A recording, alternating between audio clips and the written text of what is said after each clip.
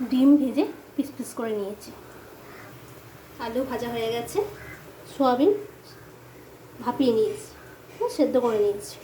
এবার তেলের মধ্যে গোটা জিরে আর তেজপাতা ফোড়ন দিয়ে পেঁয়াজ ভাজছি। ভাজা হয়ে গেছে। এবার আদা টমেটো রসুনের পেস্টটা নিয়ে নিলাম। হাফ চামচ চিনি কালারের জন্য, হলুদ গুঁড়ো, লঙ্কা গুঁড়ো আর সামান্য জিরে গুঁড়ো দিয়েছি। এবার সেদ্ধ করে রাখা সয়াবিনগুলো দিয়ে দেবো। পরিমাণ মতো নুন দিয়ে দিয়েছি। এরপরে ভেজে রাখা আলুগুলো দিয়ে দেবো।